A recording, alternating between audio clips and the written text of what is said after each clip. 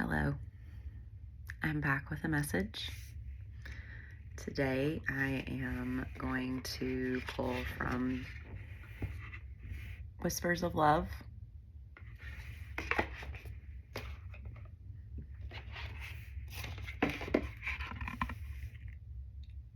Oracle of the Hidden Worlds,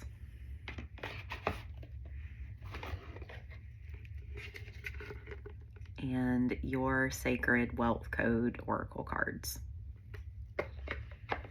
So I have at this point used all of these decks in the past, and that means that I am familiar with their energy, so it should be an interesting reading. I'm going to start with my absolute favorite deck of all time. Well, let me rephrase that. One of my favorite decks of all time. Whispers of Love. This one is really beautifully illustrated by Josephine Wall. Several years ago, one of my friends gave me 3 Josephine Wall posters, and they are something that just kind of like always enchanted me. Every time I look at them, I see something new. And when I saw that she had illustrated a deck, I absolutely had to have it. And she's actually done 3 different decks, and all of them have different themes. I only have 2 of them. The other one that I have is Nature's Whispers, but there is another. I can't remember the title of it right now, but I'm sure it's just as incredible. As soon as a card comes out and we can kind of dive into the messages, you'll get to see what I mean by her paintings just having so much depth and detail, and there's just endless things to explore in the cards. But now, with that being said, I would like to set my intentions to pull a clear message that is pertaining to our highest good. Okay. So 3 cards came out, and I don't want to take 3 cards, so I'm just going to kind of shuffle them until we lose one. Okay, there we go.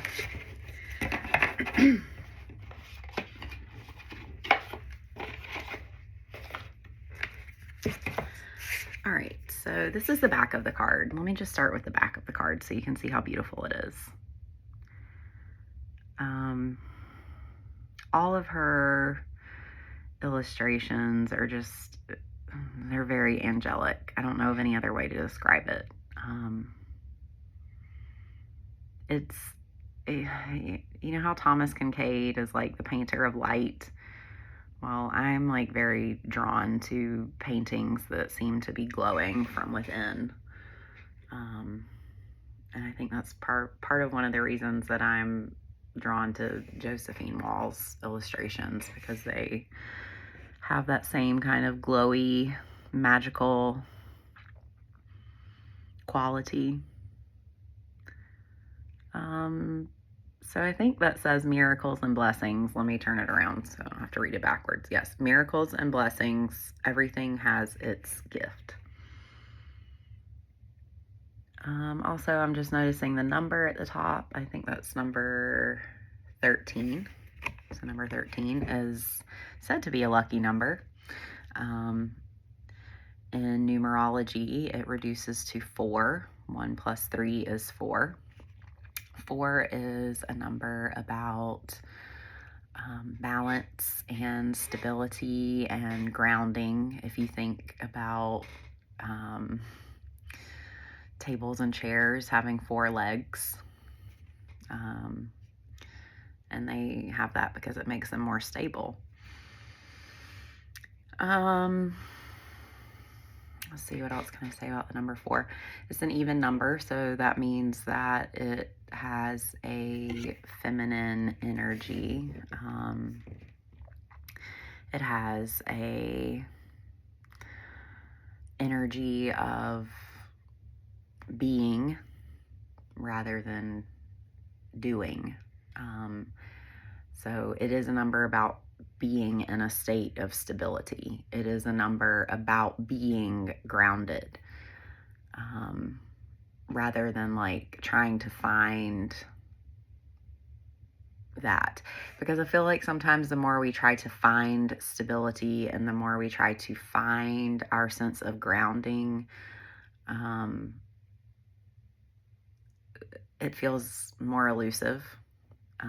We start to notice ways that we aren't stable and we aren't grounded, and it stirs up all of this chaos within us, trying to get back to a state of being grounded, feeling grounded.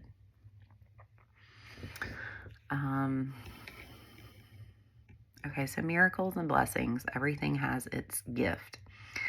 I see here in the card that there are autumn leaves tumbling to the ground, which, and winter. Okay, so I'm seeing like the iciness in her hair and clothing. So winter is on its way. A few polls ago, we had a message about honoring the fall and winter cycles. We kind of talked about how society doesn't really make space for us to honor those natural cycles within our own systems of fall and winter. So I'm kind of referring to when your body is naturally wanting to slow down, you're wanting to relax, you're wanting to stay in and be cozy, you're wanting to reclaim some sense of inner peace, because it's cold outside and people don't want to go out in the cold. It's much easier to stay in where it's warm and all of your blankets and pajamas live when it's fall and winter. And we really just need to protect our boundaries around those cycles. We have to stop allowing the feeling of eternal summer that our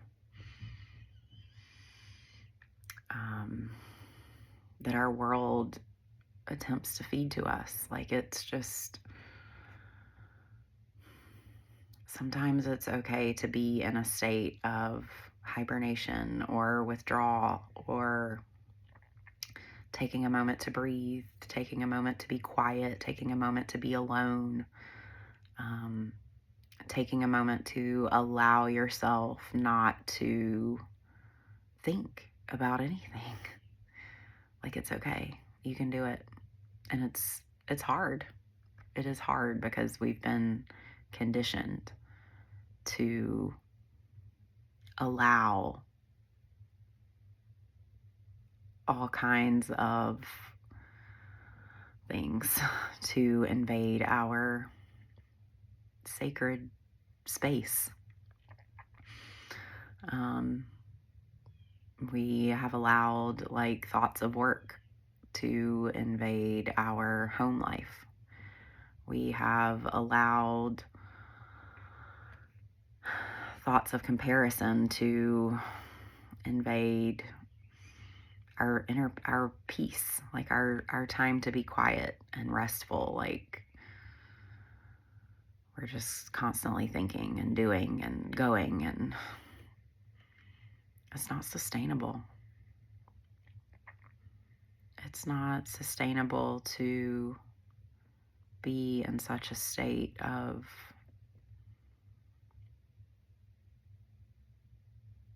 masculine energy all of the time.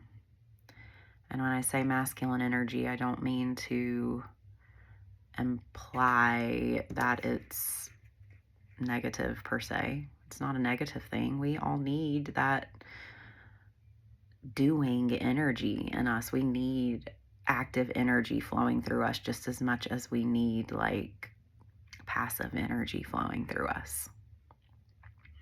We need to have both. We need to balance it. We need to balance our action with our passivity, because passivity is just as important as action, even though we have been led to believe that passivity is somehow evil. And, of course, too much passivity it can be evil.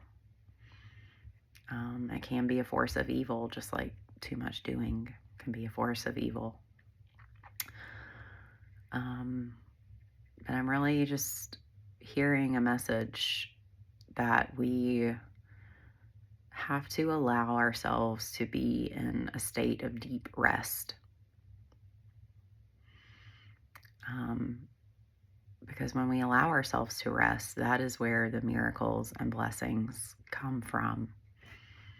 It comes from letting go and letting God, as I've heard so many people say over the years.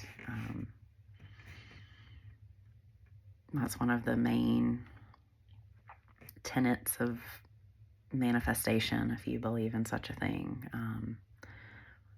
It's ask, answer, and allow. And allowing is the final stage that has to happen. You have to let go and allow the manifestation to flow into you in the way that the divine sees fit.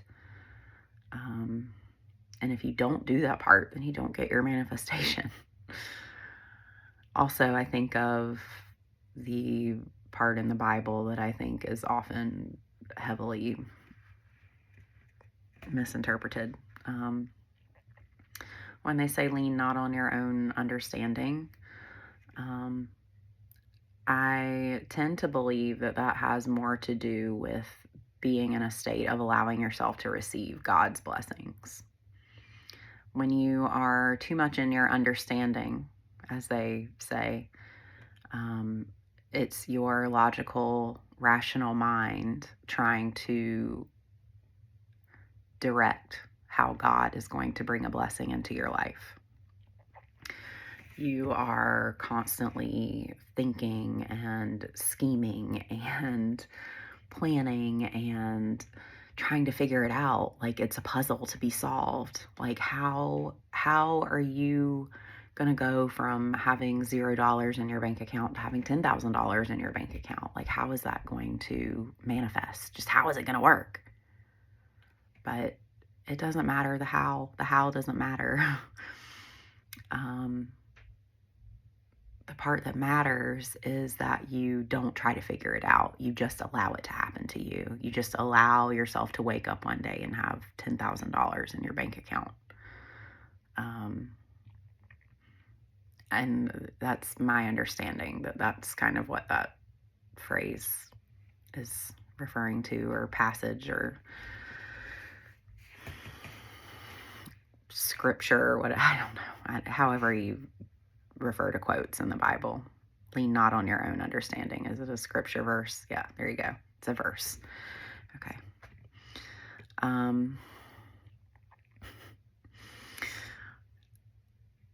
All right, so now I'm starting to kind of get drawn to the colors in this card. Obviously, there's the blue. That's like the very first thing that's popping out at me, the blue and the black. So in other readings, our throat chakra has been coming up a lot, as well as the black earth star energy. So just to do a little recap, the earth star chakra is the one that is 12 inches below your feet, and it is the one that kind of connects you to your past lives, or if you don't believe in past lives, ancestors. It is kind of like what I would say is your lineage is wrapped up there. Like the magic of your DNA is associated with the earth star chakra.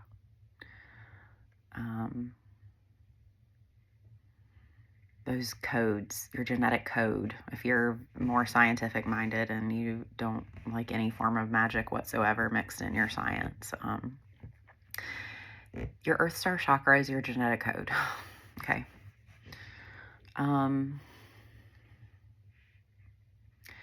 So in previous readings, like I said, we've talked about the blue for the throat chakra right here, which is also aligned with like where your thyroid is. So I'm being drawn to say that chakras, all of the chakras that are housed within your body, are associated with glandular organs. They are in the location of glandular organs. So your throat chakra is in the location of your thyroid.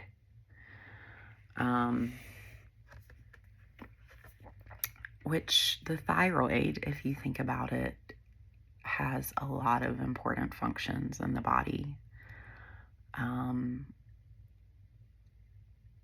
If I'm not mistaken, I believe it is kind of where your metabolism comes from, your sense of metabolism, your sense of being able to convert energy, convert your nourishment into energy.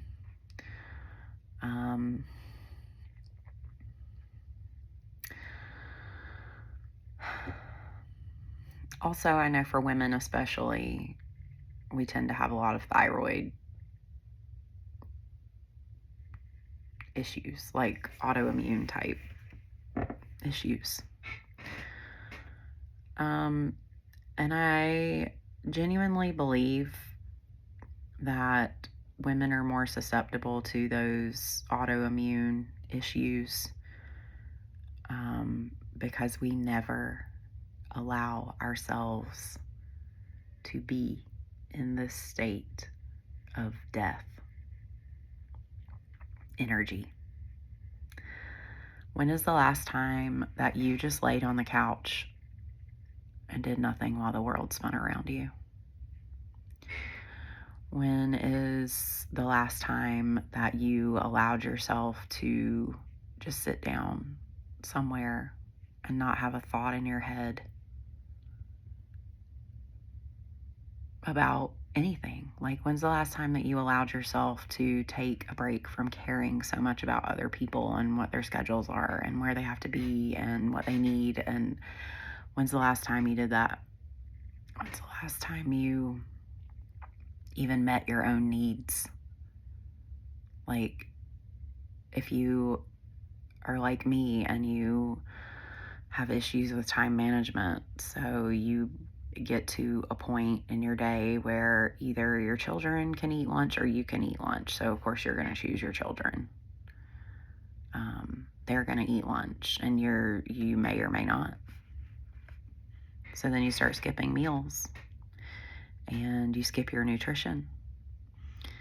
And we think that there is some sense of like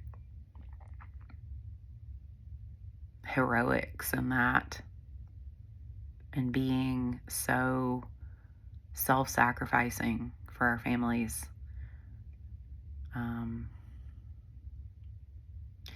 But it's actually the fastest way to burn out. It's the fastest way to put yourself into this state, whether you want to be or not.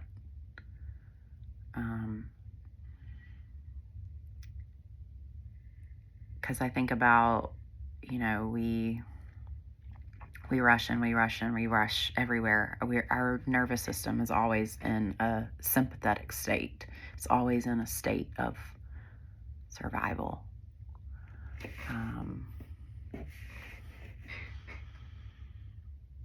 And it's from the rushing, and it's from the not it's from putting ourselves last.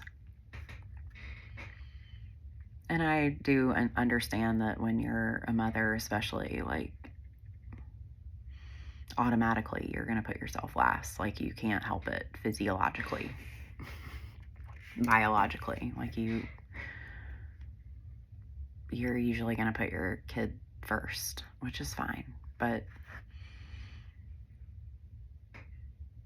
maybe you can dedicate 15 minutes to not putting your kid first one day. Like, just put yourself first for 10 to 15 minutes. Just do something for you, please. Do something that you enjoy. Do something that makes your soul sparkle, because it's important. It's important for your health. And I should use this time to say that tarot readings are never meant to be medical, legal, or financial advice. You should take everything you hear with a grain of salt. Use your own intuition. All of the things. But I'm here to tell you, as a recovering people pleaser with my own health issues, that it makes you sick when you don't put yourself first sometimes. And it's important to do things that light up your soul so that you can feel better.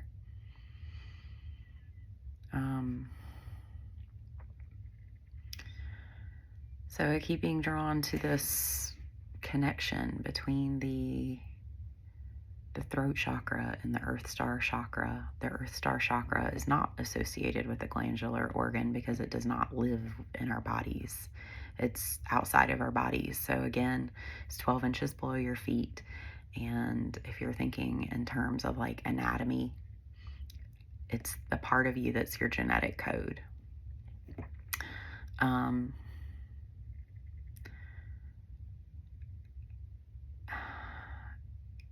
I'm drawing a blank on the term, but it's where it's the belief that you have control over how future genetic code gets expressed based on how you set up your environment and you shift your mindset and you take care of yourself.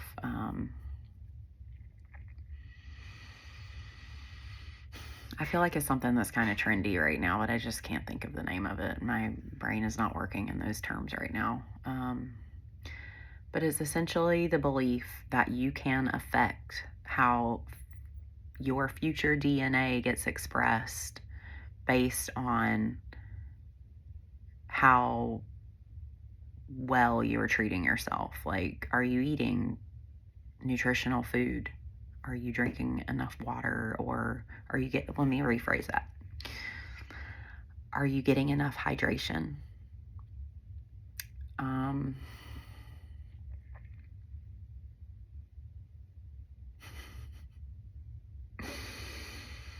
Let me talk about hydration here for a minute, because this is important. Okay. There is a lot of hype around drinking tons and tons and tons of water. Tons of water.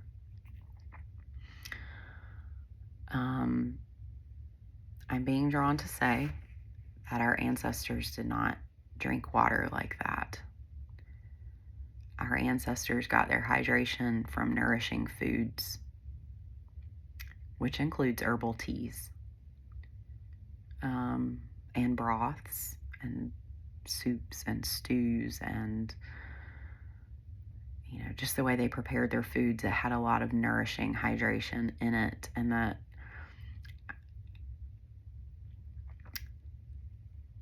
as an herbalist, I know that when you put certain whole foods into water extracts certain vitamins and minerals out of that water.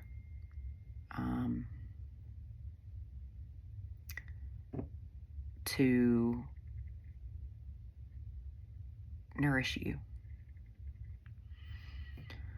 So what I'm hearing is that this is a message for someone to stop beating yourself up about not drinking enough water all the time, because there are other ways that you can get hydration. Hydration is important. I don't want to undercut the value of hydration, because absolutely you need to be well hydrated in your body for your body to function.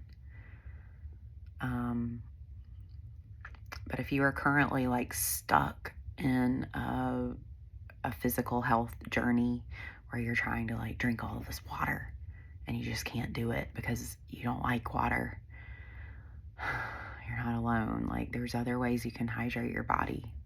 And I am giving you permission to explore that further.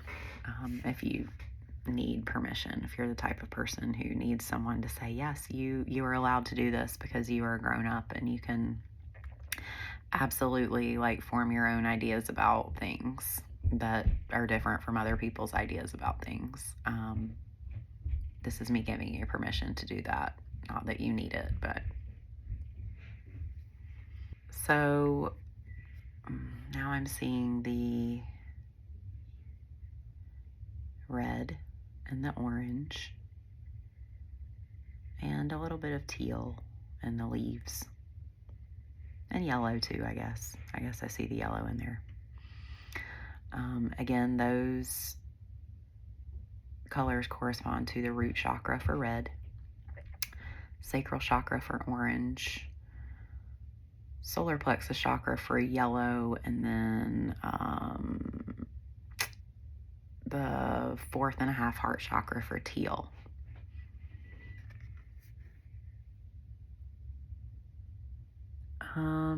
The 4th and a half heart chakra has to deal with how you speak love, give love, share your love with the wider world.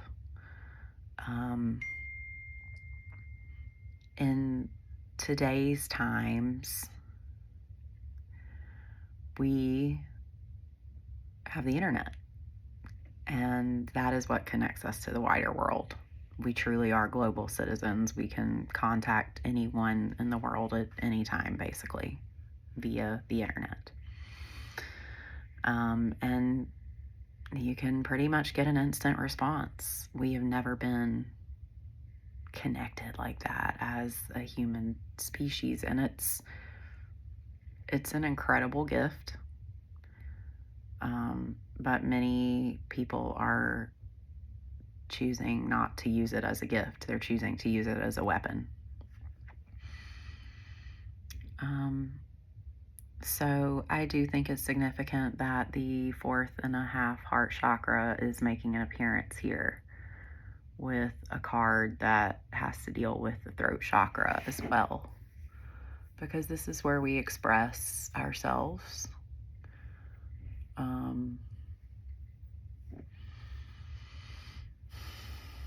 And I feel like the connection of these two is that we need to use our platforms. You know, whether you're a content creator or not, you probably still engage with social media some kind of way. I deeply admire people who don't use social media at all. I deeply admire them. But anyway, for those of us who do choose to use social media, this card is a reminder that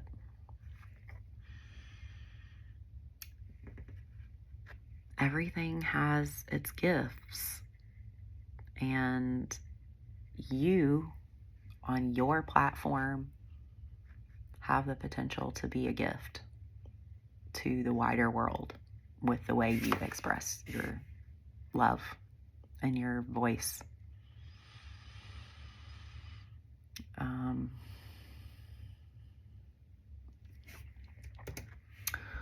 So ponder that.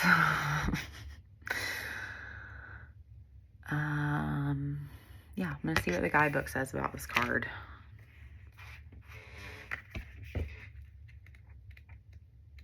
And I will say that our other readings have also brought up the sacral chakra and the root chakra and the solar plexus chakra and the connection between the three of those. So I'm going to encourage you to watch some of the past readings if you want to find out more about that connection.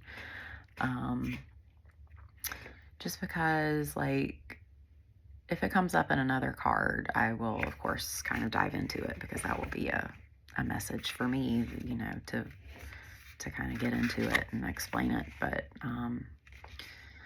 that has been a long thread of energy in these readings. Like, the same colors keep coming up. So that means that this continues to be a theme that Spirit is exploring with you and with me. These readings are just as much for my subconscious as they are your subconscious. So if you're on the same energetic wavelength, then nice to meet you. Thank you for being here. All right, so the meaning of this card. You drew this card because there are many miracles happening in your life right now. The angels are asking you to look at how things are. Look again, and you will find that your life is filled with miracles and blessings. Reflect on who you are in your journey to this point. Recognize and accept the blessings that have occurred in your life. Situations that were not ideal brought their own gifts and lessons. Your existence began with the spark of a miracle. Continual blessings and miracles continue to show up in the smallest of ways. Be willing to receive these gifts. And I'm going to read this too because it feels important. Okay, so the way the guidebook explains things is different, you know, than the way I explain things sometimes. So I just want you to have all of the information so that if you hear a word that resonates with you and it like latches onto you, then that's a message that this is your message. An ethereal goddess with flowing hair reaches to catch a leaf from the various leaves floating near her grasp. Hair can represent thoughts or reasoning. Check in with your self-talk and beliefs. Are you open to a miracle? Be ready for the unexpected. Okay, so quick little thing that just came through. Earlier, we talked about how the throat chakra is associated with the thyroid. And I know that the thyroid for a woman is associated with the growth of her hair. So if you are dealing with hair issues, check your thoughts. Check how you're expressing those thoughts, or the lack of your expression of those thoughts. If your hair is falling out, it's a way of your thoughts trying to get out. It's a way of your thoughts trying to escape. They're coming out here. If your hair is losing its color, like you're starting to notice more grays, or you already are gray, what are your thoughts doing? What are your thoughts old-minded, or are they full of childlike wonder?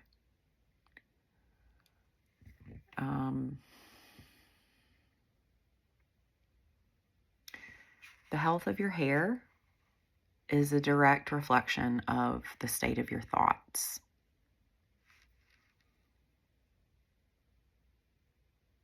Your hair is very much connected to your throat chakra as a woman, and as a man too, I'm assuming. I don't want to make it seem like I'm just channeling for women, but I just keep seeing women with hair in my mind, so that's why I'm saying it. But your hair, the health of your hair, is an indication of your thoughts, the health of your thoughts. Also an indication of the health of your throat chakra.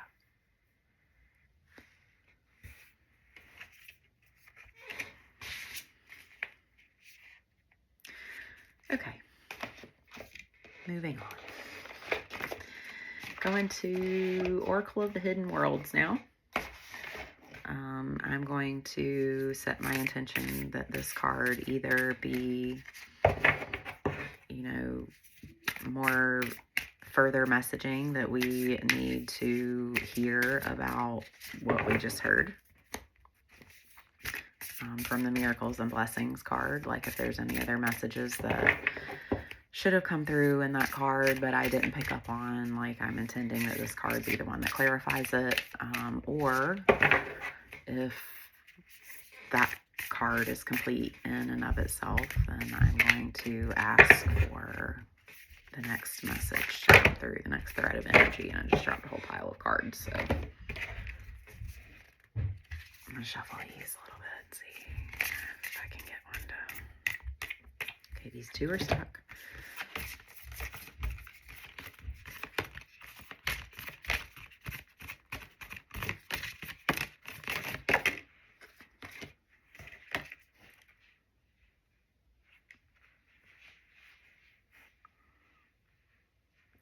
Number 37, the mirror. Other lives, past lives, dimensional lives. Number 37 in numerology reduces to 10. 3 plus 7 equals 10. You can either leave 10 as it stands, as its own number, as a number of power, incredible power. Like think about the powers of 10.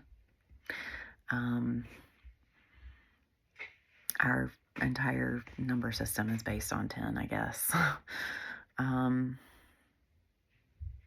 Or you can reduce a 10 to a 1. 1 plus 0 equals 1, which is all about new beginnings, manifestation.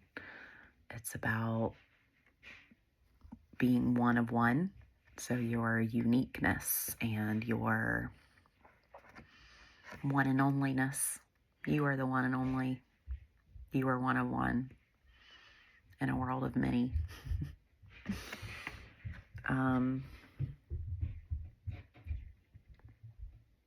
Has to do with the law of oneness, I guess is the best way to say that. I mean, one.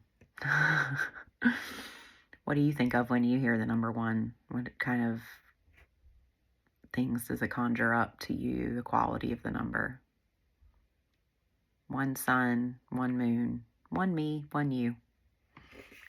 It's a little phrase I used to say in my classroom all the time when we would talk about the quality of numbers.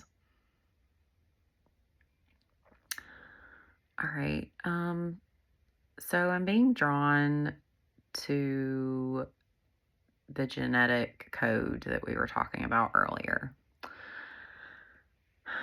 I feel like this is its own message, but I also am seeing how it relates to the other message, because I remember saying that the Earth Star Chakra is what holds the knowledge and the secrets and all of your memories and traumas and everything from your past lives. And I feel like that came up here, the past lives thing.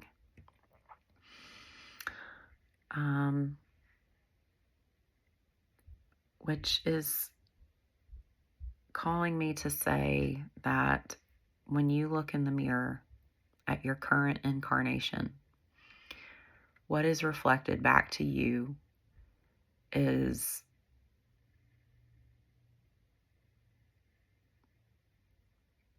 the amalgamation of all of the past people or forms that you have been in all of your lives. I'm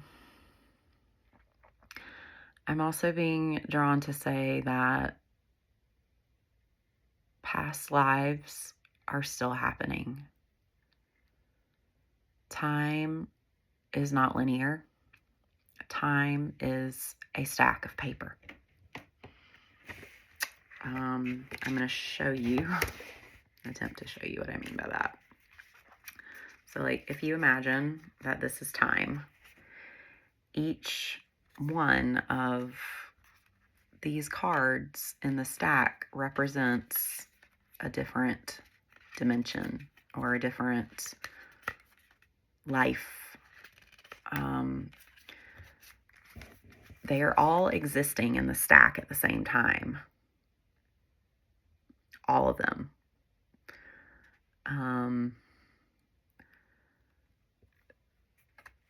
They are all simultaneously like happening. They are all present.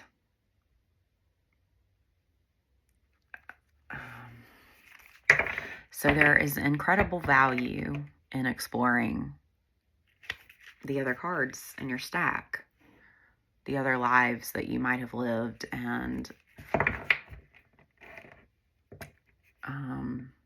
also being open to the possibility that not all of the lives you have lived have been human lives. In some lives, you may have been a bear in the forest. In some lives, you may have been a fluffy white house cat who had all the salmon pate it could possibly want. In some lives, you might have been a worm or a roach or a butterfly or a rose or a lily or a rock or a shell.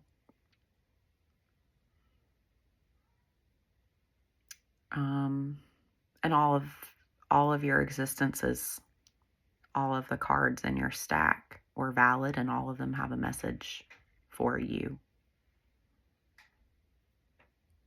And when you look at yourself in the mirror,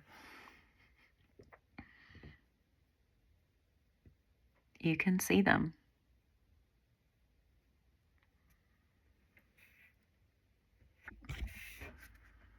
My cats heard me talking about house cats and they wanted to come in. So I'm being drawn to say that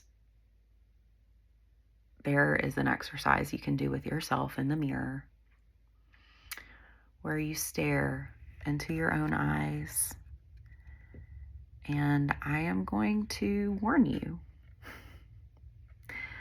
that it can get scary if you're not prepared for it.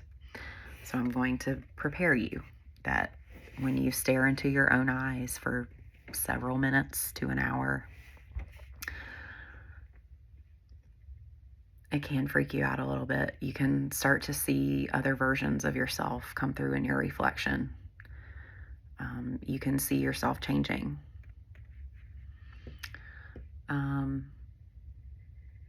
But it's important when you see your expressions and your features and whatnot starting to shift in such a way, and you come upon one that scares you. It's important to love it. It's important to send love to it rather than fear.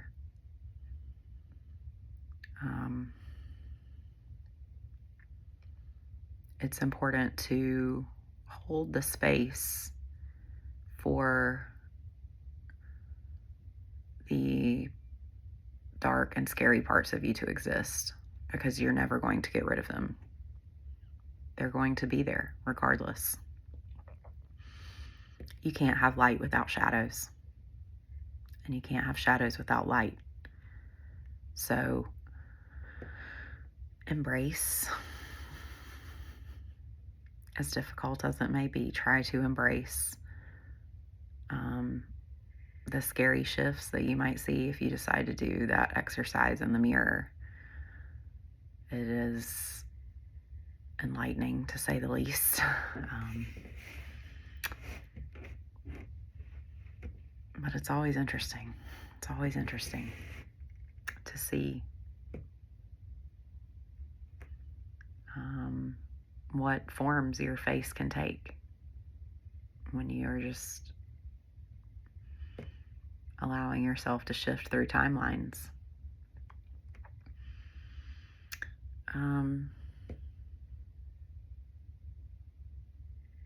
So look at yourself in the mirror. Also, when you look at yourself in the mirror, okay, so something else in addition or instead of the exercise that I just told you about in the mirror, you can also look at yourself in the mirror, in your eyes. Look into your eyes and say, I love you. I love myself.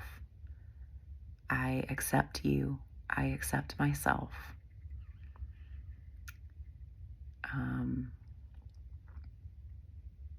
I am one of one.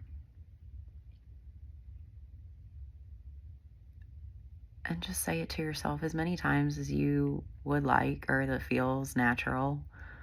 I know typical like affirmations tell you to put like a number on it or whatever, but I feel like that's always a personal kind of thing that needs to be led by your own intuition. It's like, how many times are you willing to say that to yourself before you believe it? If you can say it once and believe it, then just say it once. But if you need to say it 5 times or 11 times or 35 times before you believe that you love yourself and that you accept yourself and that you are one of one, say it 35 times. Doesn't matter. It's your ritual. The important thing is that you do it because you have to learn to love yourself before you can truly love others. And I feel like that is such a cliche thing to say, but as I'm hearing from my own spirit team, cliches are cliches for a reason.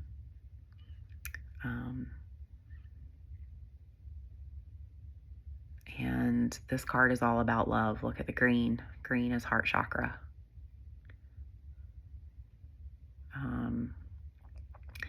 I also see the blue in the sky for the throat chakra. So how do you express your love? And I see the gold or the yellow in the mirror frame and in her robe for the solar plexus chakra. So how do you outwardly express your love through action? This card is about love. And I see the brown in the background again for the Earth Star Chakra. So Earth Star Chakra is like brown, black, gray, really dark, neutral colors. The trees represent the ancestors that love you.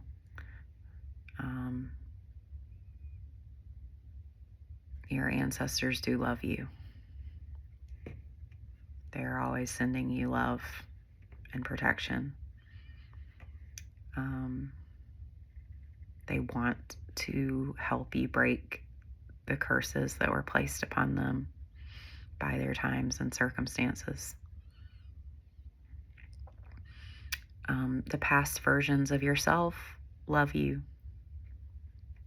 And I'm hearing that the present you needs to learn to love the past versions of yourself so that you can be in a state of wholeness, so that you can give the best love you've ever given. Your ancestors want that for you. They want you to be able to leave a legacy for the world that is truly impactful in like such a beautiful way.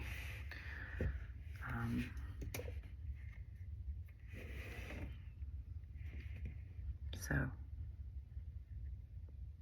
do your mirror work. The mirror is an incredible gift, and a black mirror is a whole other avenue to explore. Looking at yourself in a black mirror. You can even do it in your blank phone screen, like turn turn your screen off and just stare at yourself in the blackness of your screen and see what comes up for you.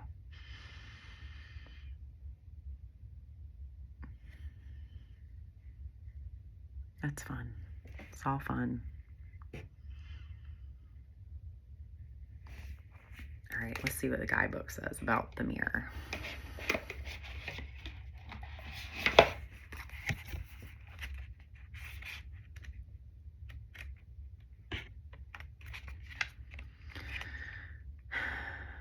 We are the many born who move through time and space, beyond the lines drawn by men. We dance upon the web of connection and circle around thousand upon thousand upon thousands of times. You have been a star and a stone and a flower and a bark and deer and dancer, priestess, servant girl, wizard, serf. We move through forms, friend, not simply those of the human, but those of the elements. And when we turn and face all of who we have been, we can awaken little by little each piece of wisdom until we are whole and entered fully into this life to share what we are brought here to do. You are at this point of realization, staring into the mirror. It is as if each memory can find its way to the surface of your skin, and you can connect with the multitudes who dwell within us. Your identity will not shatter. You will not fragment. Instead, you will become more whole, more complete, more present than ever before. Let yourself know the truth. You are earth and air and water and fire. You are the priestess, the poet, the slave, the revolutionary. You are experiencing the spectrum of events through lifetimes in this one life. And you can now understand any vows or connections, relationships, or compulsions as they were formed within other times. It is now time to assess which you can release yourself from and which must be honored and respected and nurtured this lifetime. Many born one. Your other lives are here in the hidden worlds, waiting for you to remember. Stare into the mirror and see all of who you are. This is the prayer. I am a dimensional being who has lived thousands of lives, all with their wisdom and lessons to teach. Okay, so when the guidebook says exactly what I just said as the interpretation of this card, that is a clear message. That is a double message, okay? So I channeled this card, and then the guidebook channeled the same message. That is incredibly important for you to recognize. That means that this is important work for you. Like, it is work that you must undertake so that you can ascend.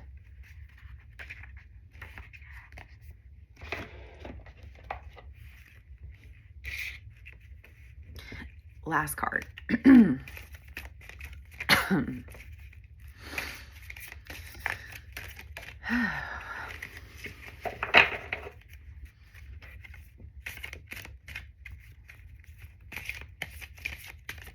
Last message. One last message.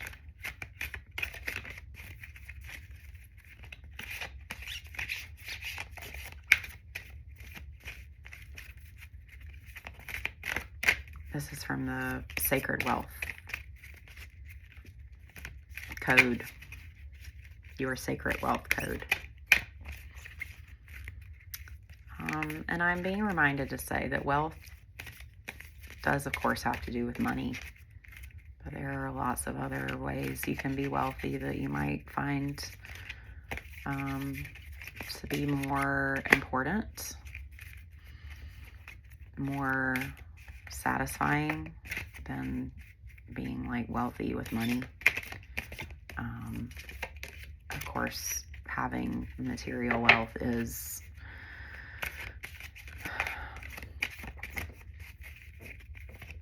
let's just be honest, we all want it because we all know that money solves problems. We all know that having money makes us more comfortable.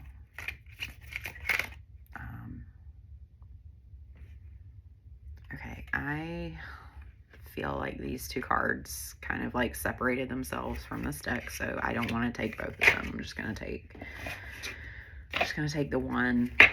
So I'm gonna have to do a little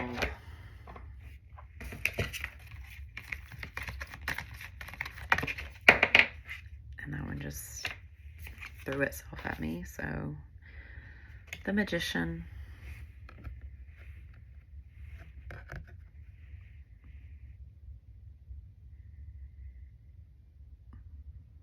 I'm gonna have to turn it around to read it because I can't read backwards. Okay, I'm going to assume that that is Rahu. I'm not sure. We'll find out when we read the guidebook who that might be. I'm assuming it's a crow god from the card. So I am a master manifester, and the keywords are acquisitive, not inquisitive, but acquisitive,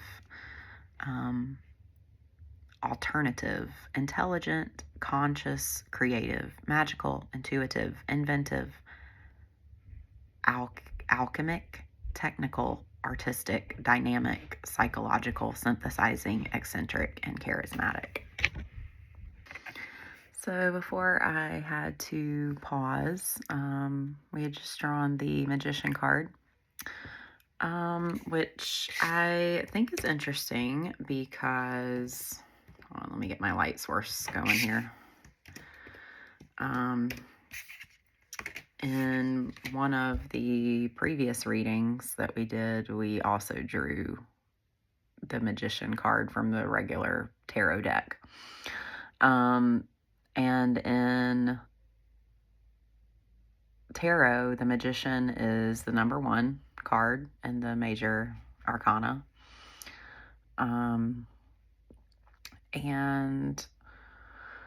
it kind of represents manifestation, magic, new beginnings,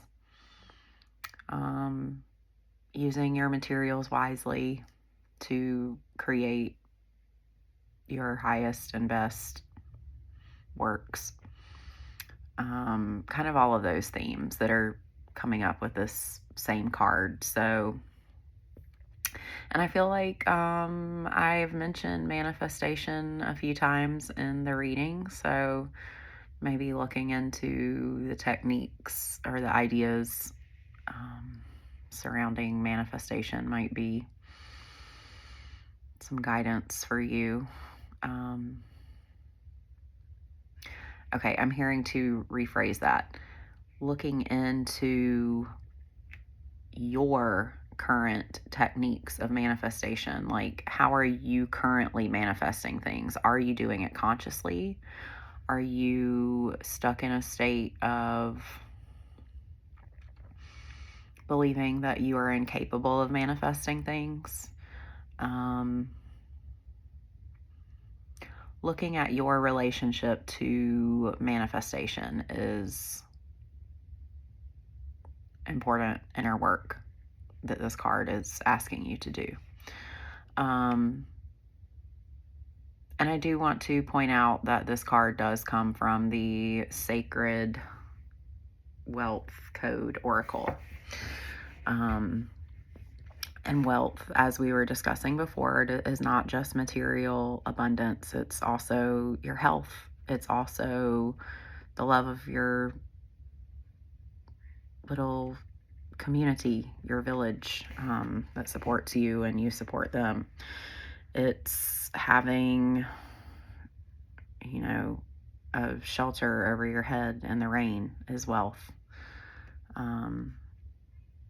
It's having a car to drive so you don't have to walk 30 miles to work or whatever the case may be.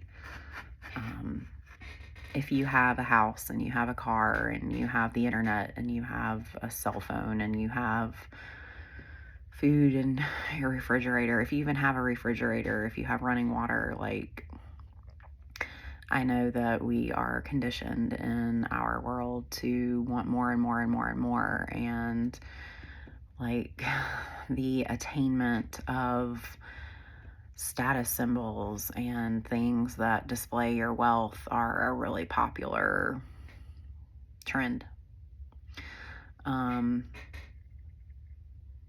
But most of us are already wealthy because we have things like running water.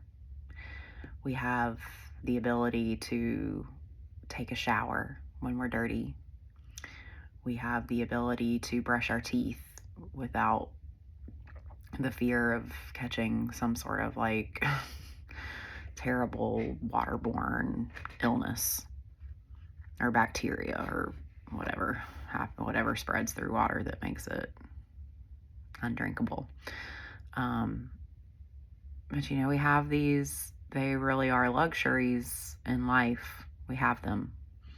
Most of us, if you're watching this, you probably have a lot of luxuries that many people don't have. I see a post sometimes that circulates as like, if you have food in your fridge and you have running water and you have electricity and you have the internet and you have clothes on your back and all this you're like wealthier than 97% of the world or something like that. I don't know how they arrive at the percentage, but I'm being drawn to, because I feel like a lot of people have probably seen that same post. But it's important to remember that. It's important to remember that being able to go into your kitchen and turn on a faucet and have clean water that you can drink come out of it, like that is, it's magic. There is magic in that. There is wealth in that. There is abundance in that. And even if you just start there for having gratitude for that one simple little thing that we all take for granted every single day, likely, that is the key to more, to finding more wealth in your life, to attract more wealth into your life, is to notice these things that we take for granted and to be grateful for them. As confirmation that we already are wealthy. We already have what we need. We already have likely more than what we actually need to live.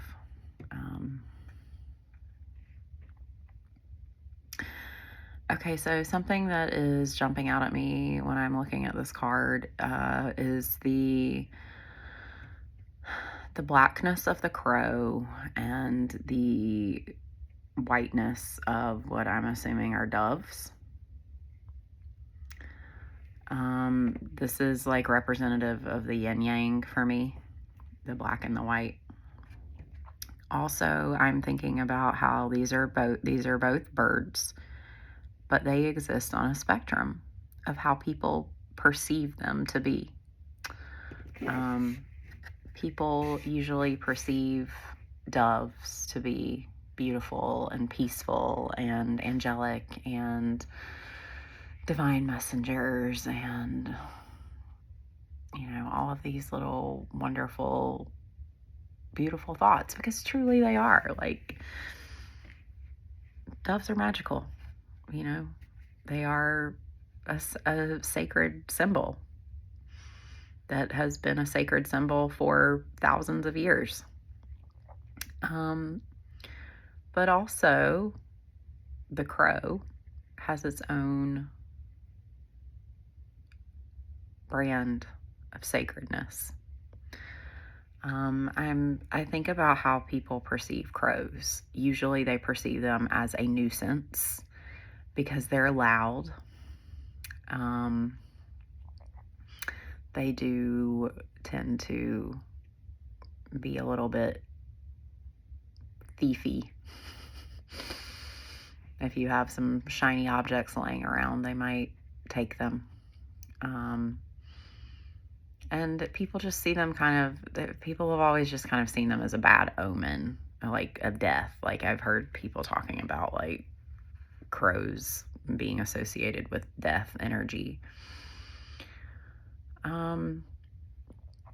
But also, I think about another story that I see circulate frequently where people have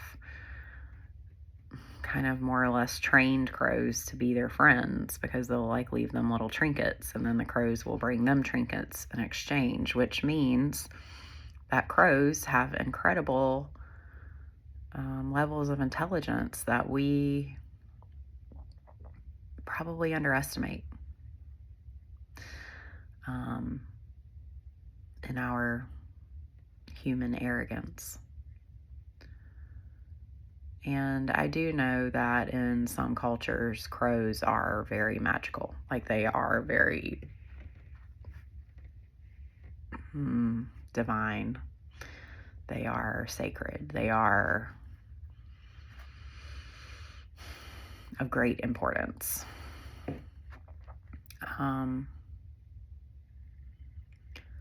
So I think it's interesting that crows themselves exist on a spectrum in mythology from being good or evil characters. Like sometimes they're seen as like more of a trickster god type energy, and sometimes they are seen as like the god.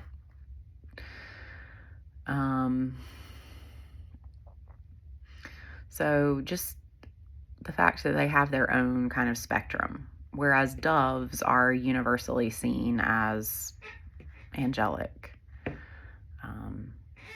I could be wrong, but I don't really know of any culture that does not revere doves as a spiritual symbol.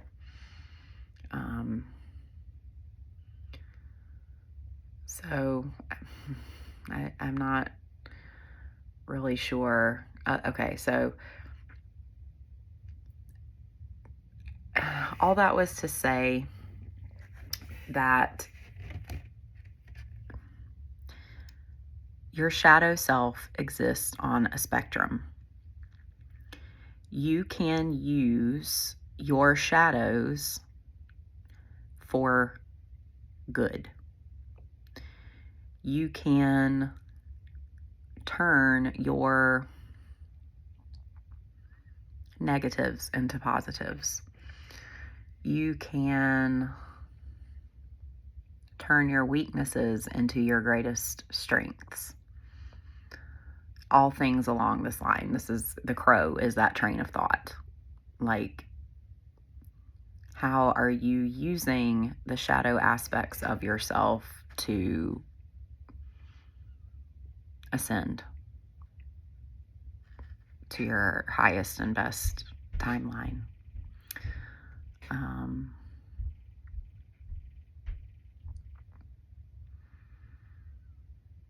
And of course, in this, the crow is the wizard. The crow is the magician. And I believe that Rahu might be an Egyptian god who was a crow, possibly. I don't know. The guidebook will probably clear that up. But maybe Egypt is the synchronicity for you, ancient Egypt.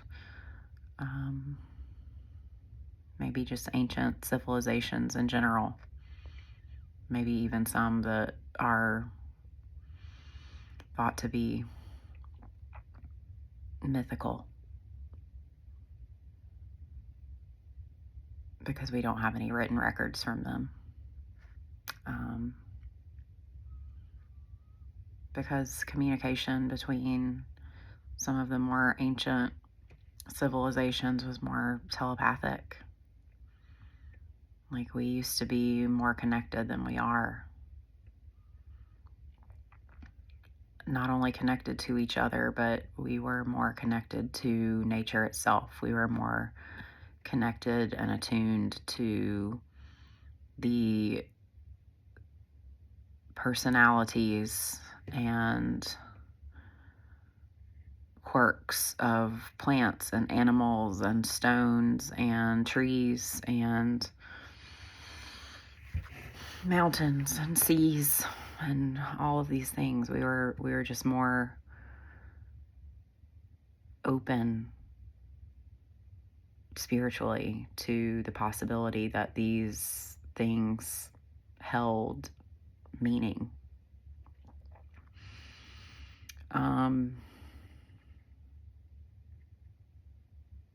Nowadays, we are living very much in a state of disconnection.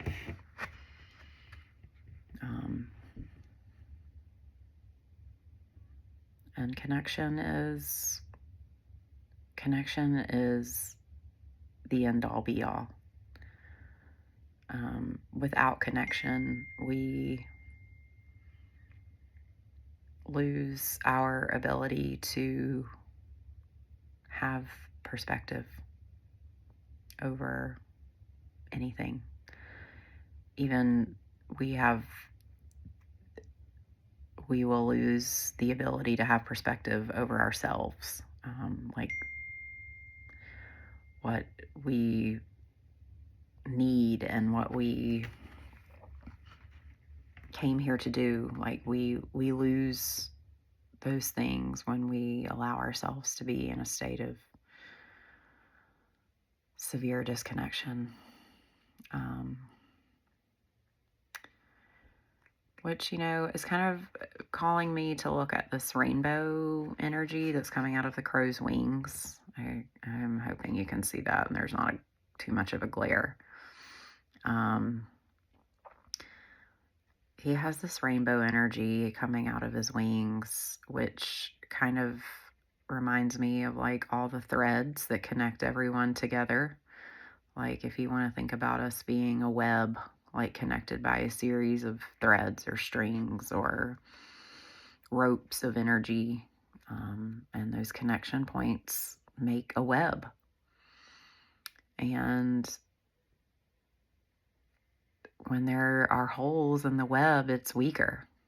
It's more likely that we fall through the cracks.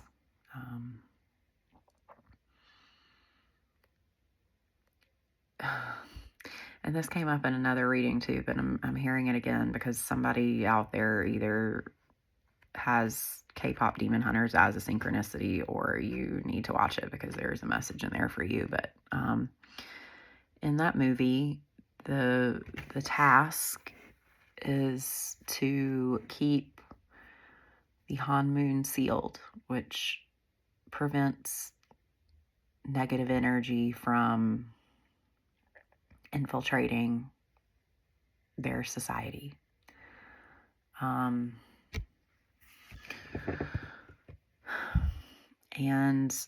when the Han Moon started to develop holes or openings or weaknesses, that is when demons can come in to your web.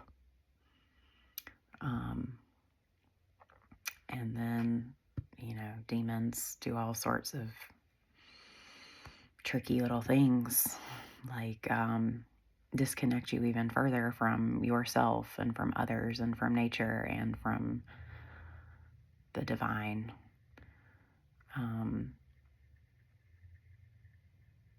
In the movie, in particular, demons came in and started making people question their self-worth.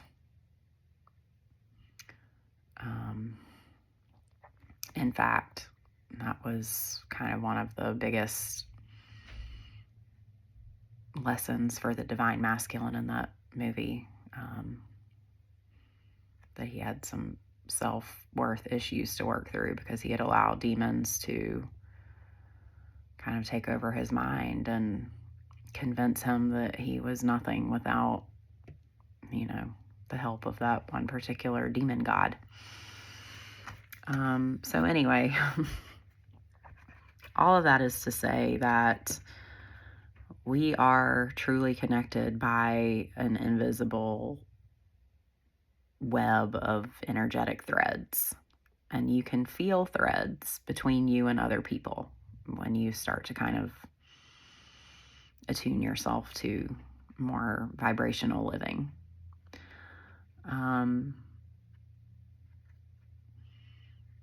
And just as this crow is like creating these threads, so too are we called to create threads. Now more than ever, community is vital. Our sense of community is vital. Building community is vital.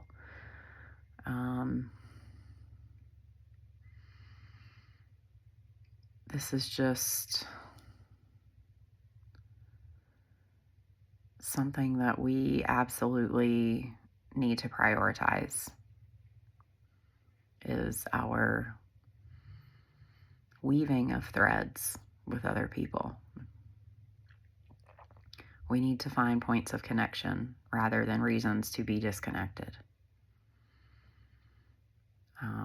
It's going to be important.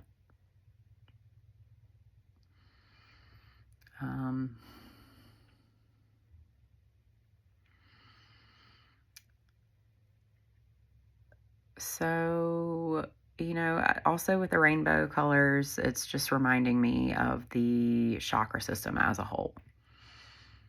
You have this rainbow energy running through your body at all times. You are a rainbow. Like you have so many colors and vibrational frequencies that, you give off, and it's important to try to keep your colors clear, is what I'm hearing. I'm like seeing, kind of how like sometimes puddles will have like an iridescent shine on them, especially in a parking lot, just because of the car grease or oil or whatever that comes from a lot of cars driving over that puddle. And it'll look so beautiful and magical, and then it gets stirred up and it's like murky and muddy, and you can't really see the iridescent rainbow colors anymore. I'm hearing to keep your colors clear. Like, don't let them get muddy and murky by life dragging you down. Because when you keep your colors clear, it's an inspiration to other people to keep their colors clear. And the more people who are capable of holding on to this rainbow energy, and the more people who are capable of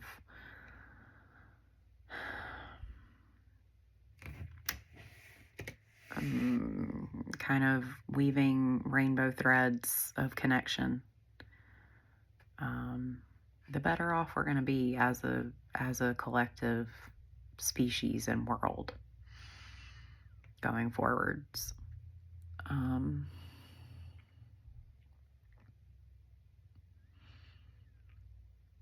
And then I, of course, see like the little pot of gold here at the end of the rainbow.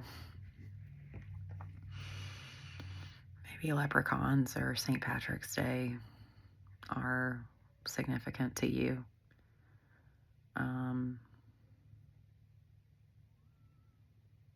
But also I'm hearing the phrase like, there's always a pot of gold at the end of the rainbow. So like, in the process of you trying to keep your colors clear, that's where your pot of gold comes from.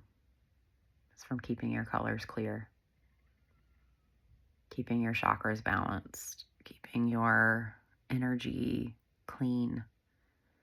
There is such a thing as energetic hygiene. And it is just as important as like hygiene of your physical body. Like making sure that you're a clear channel so that you can receive divine inspiration. Making sure that you are living righteously so that you are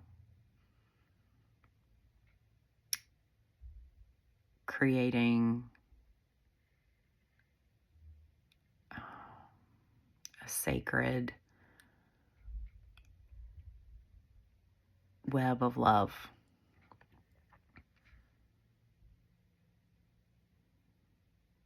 These are all important things. It's all worthy endeavors. And then kind of the last thing that I'm being drawn to is the spirals in the wizard's robe. I believe, yeah, okay, it was this reading where I was talking about how time is a stack of cards. Time is also a spiral.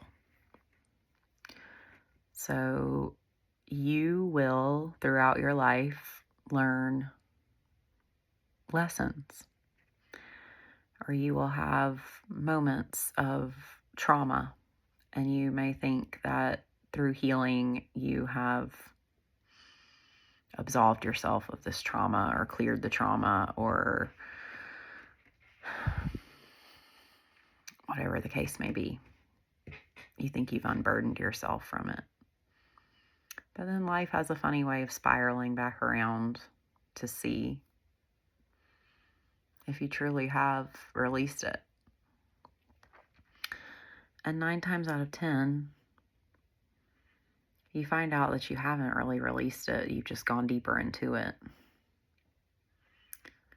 And you're on a new layer of it. You're on a new layer of this trauma and how it's affected you, or this lesson.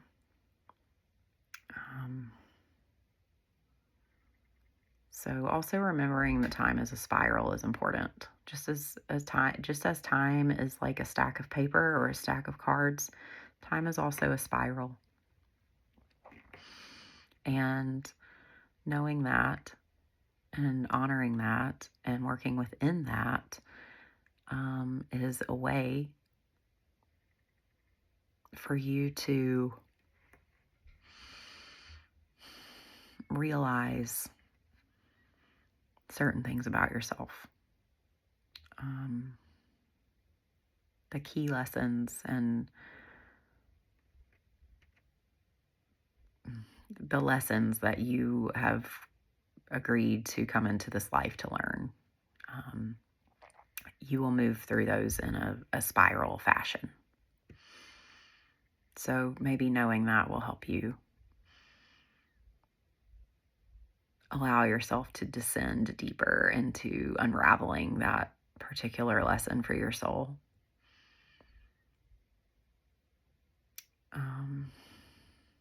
A lot of spiral energy in this card, actually.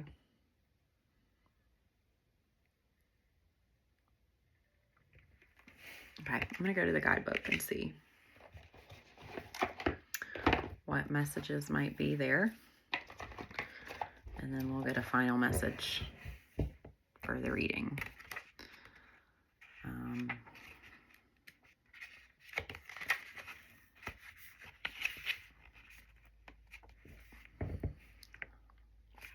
Okay, so the sole desire of someone drawing this card is to create freedom and make dreams come true. The purpose is to be present and attuned to universal laws and use them to freely manifest on the earthly plane for the benefit of all. In the shadow of this card, because there's always shadow aspects to every light, there's a shadow. So the shadow aspects of this card are manipulative, egocentric, narcissistic, paranoid, overly materialistic, and greedy.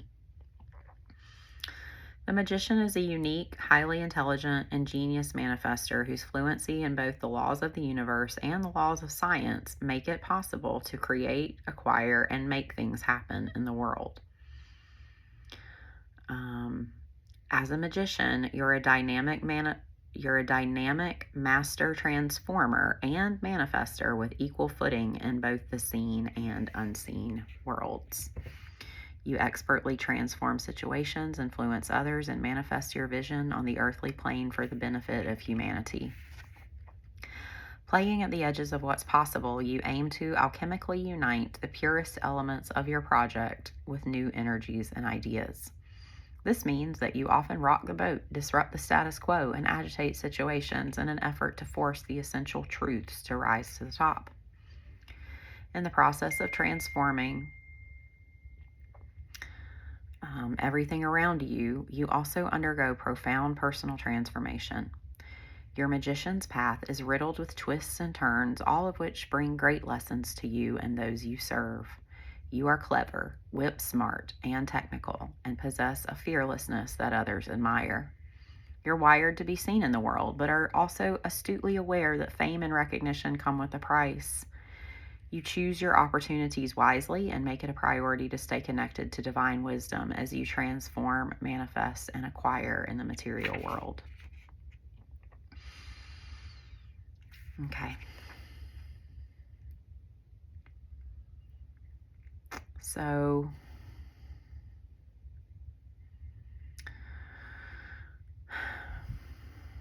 just kind of goes on and on and on. It doesn't say anything about like the cultural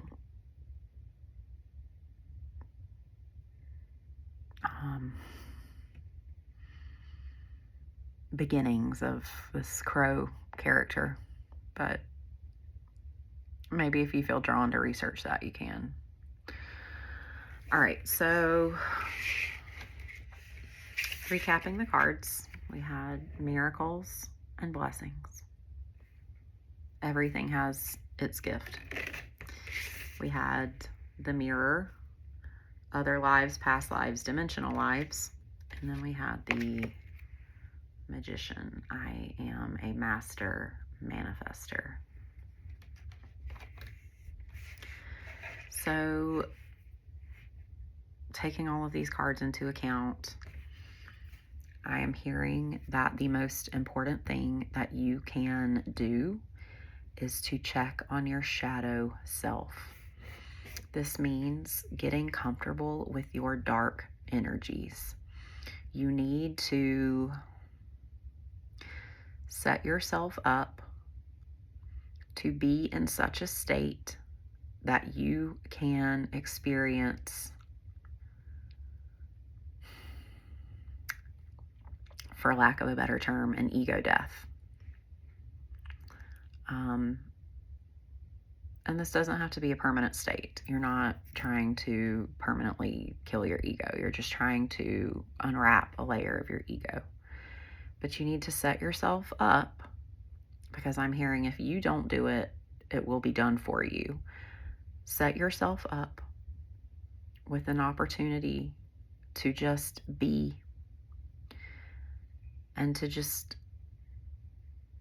be an observer of what comes up in that space for you.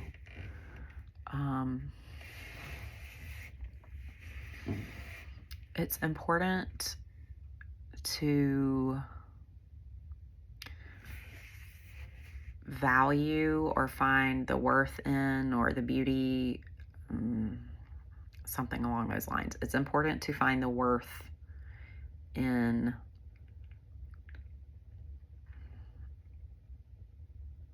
darkness, because there is a lesson there. Because I'm thinking about like how this card had shadow aspects mentioned.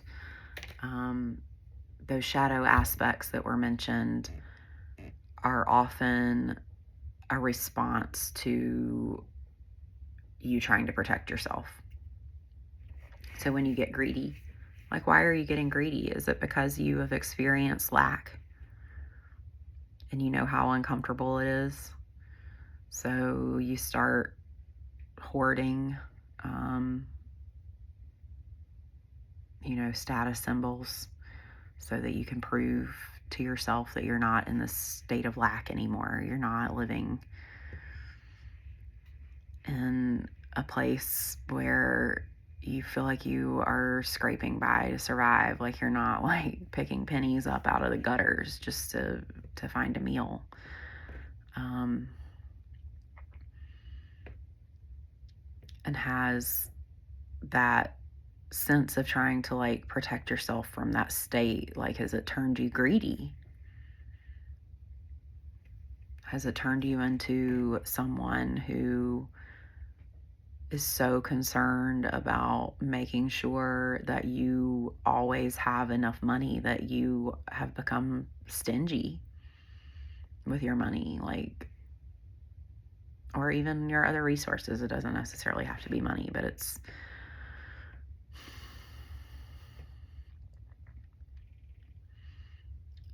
essentially, I'm hearing that your shadows are a form of protection. You bring those shadows to the surface as a way to protect yourself from your fear of whatever your fear is.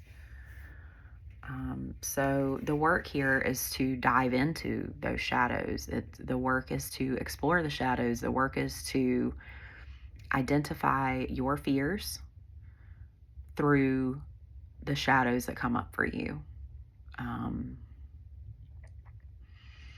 so that you can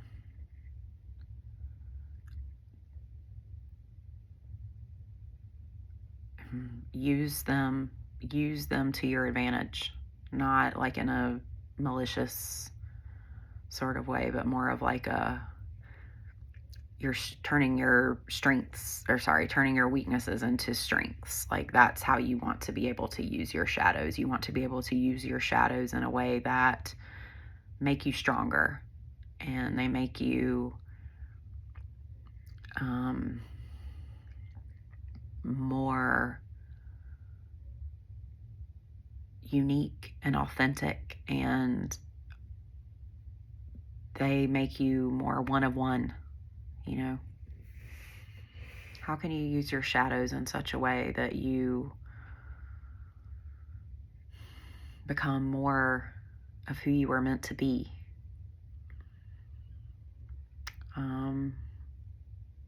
How can you use your shadows for good? How can you use your shadows to illuminate your light?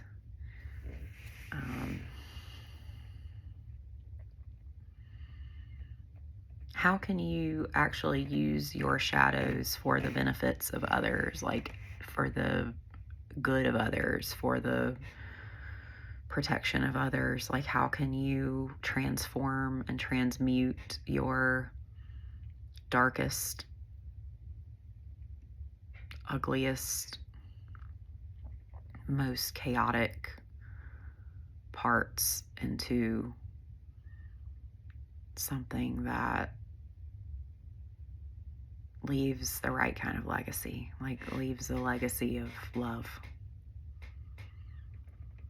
This is the work. This is what your reading here is urging you to do, is to find a way to coexist with your darkness without shame and guilt.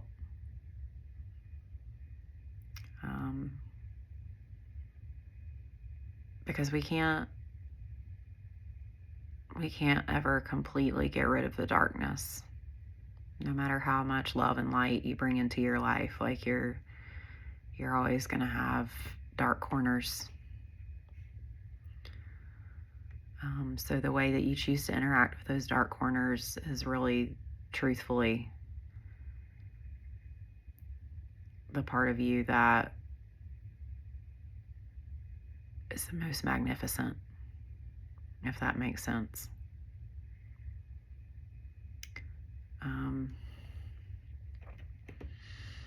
I hope you have a great rest of your day, and I will see you again in the next reading.